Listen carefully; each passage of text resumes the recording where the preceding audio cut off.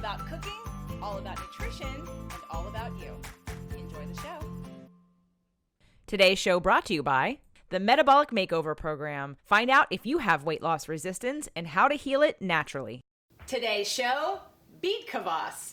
Jeannie, what's Beet Kvass? Because I hear Kvass, I'm like, Beet Kvass. It's like a song, like a dance. I don't know. What is Kvass? Beet Kvass, it's a really popular traditional drink from Eastern Europe. And in those countries, beets grew really easily, particularly the colder the climate, the better beets grow because they grow under the ground. And the interesting thing, when any of you have any vegetables that grow under the ground, they tend to go and pull energy. They hold energy really well. So one of the things about beets that makes them so unique is that, if you cut them, you just feel like this red pigment is just everywhere, right? I probably have some of it on me right now. So that pigment is what gives it some amazing qualities.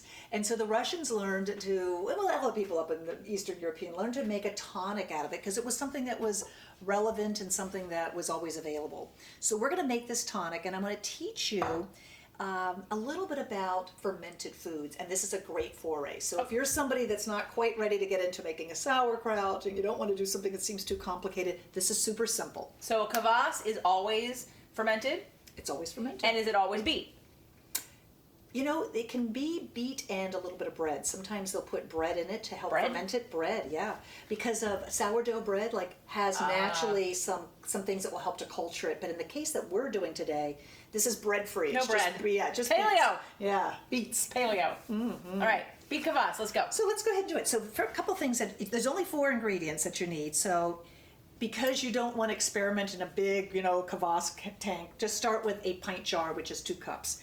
And I already went ahead and cut up my beets, but I just wanted to show you that when you do cut them, you're cutting them so that you're exposing a surface area that, as it sits in this jar, is going to have naturally some bacteria. It's going to have some sugars in there that the natural bacteria that are found in the air are going to feed on. So this is what's actually creating the fermentation process. So I would put in enough beets so that you've got maybe about 1/3 of the jar.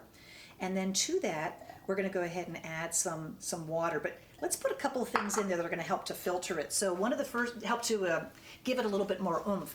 If you wanted to, you could throw in a couple of coins of ginger. Coins of ginger? Yeah, ginger is great for digestion. I haven't asked you about coins of ginger. What about the rind? I wouldn't worry about it. Okay. This has been scrubbed. I'm not concerned about it's being bad for you or anything, but in terms of taste or consistency? No, it's going to be, just throw it in there because this is something that will transform in flavor the longer that it sits. So, you just take a little piece of ginger and add it. You don't need it. If you're not a ginger fan, leave it out. Ginger does have a lot of enzymes in it, so when you drink this as a tonic, you're adding in enzymes which help to pre-digest your food. So there's part of one of the benefits to that. Then we're going to add a little bit of starter. So we need something to actually start getting the beets so that they transform this liquid into something that becomes really great for the tummy. So 2 things that you could do. One is that you could use a little bit of yogurt. Yogurt naturally is full of great healthy bacteria. And the way to get out the whey, which is naturally the liquid part that you'll find, at the top of sometimes a yogurt container, is just to put it into a coffee filter. Let maybe a couple of tablespoons of the yogurt be in that container and let it just sit for a couple, maybe even an hour. And then from that, you'll see there'll be some liquid. This is the whey. So I could put that whey in here. I could use about a tablespoon. So then what's that? That's just this is yogurt cheese. So what's left here is a really thick cheese that you could use if you ever wanted to make more of a cheese. You could mix that with some herbs and you've got a great meal. So use that. Okay, but since we're dairy free and we're gonna keep the whey out, right? Yeah. Even though because of the probiotics, it would be more easy to adjust that, right, in something like this. But just for our sake, we're gonna. So a couple things you can do, JJ. I buy probiotics and they're in gel caps, so you could just open up a gel cap of a probiotic and put it in there. I happen to have one that's like a portable, so I'm just going to put in what would be about 1/4 teaspoon and just pop that in. Chickens sound like they're hungry. Yeah, the chickens something. Just in case all of you hear the chickens in the back. They heard the cheese. The cheese is one of their cue words, so that's one of the things that I want to eat. So I'm putting a little bit of salt. So salt is going to give it some flavor, but it also helps to just naturally keep some of the bad bacteria from growing. So we want to have more of the good guys, which is what the probiotics are doing. Salt to kind of help just keep it so that it's healthy and well. And we're just going to add some water to that right now. So Jeannie, so we put some filtered water in here? Absolutely. Okay. So already you can see that that beautiful color is starting to transform that water. This is where all those beautiful beets, they call it anthocyanins, so it's a long word, but basically it means just plant phenols. It's something in which it's what gives that plant its beautiful color, but it's also what works on us. So you're going to go ahead and let that sit on the counter for 2 or 3 days. Now, did we add the probiotics? I don't think, did we? We've already added probiotics. And the probiotics that we added were, you said, the... It just happens to be a powdered one, and when okay. when it comes in contact with water, it literally just becomes alive. So now what's happening is that those probiotics are taking the sweetness from those beets, starting to transform that, and you'll know it's working. In 2 or 3 days, you'll start to see some bubbles coming up at the top, and that's literally the fermentation process. So as they release carbon dioxide, this starts to turn a little bit acidic. So there's some acids that are put out, and it's those acids that are what really help to keep our tummy in just great shape. So let's talk about that for a second, because people are probably thinking, why are you showing me Beet Kvass? So let's talk about the reasons why we'd want to drink this, and why we will have Jeannie back for another Tasty Tuesday to do more fermented vegetables. So let's talk about the probiotics and digestion. Yeah, so it turns out that most of health begins in the gut, and anything that we can do to help improve the flora, the beautiful pathogens that naturally reside there, and feed them, we're going to keep our brains healthier, we're going to keep our weight healthier, our hormones healthier. There's a lot that's happening in the gut. And so think of this as being like a gut superfood. But it's also got a lot of other nutrients in it. There's a lot of vitamins and minerals, particularly minerals, whenever you have any type of plant that grows under the ground. So you're capturing, you're honoring that.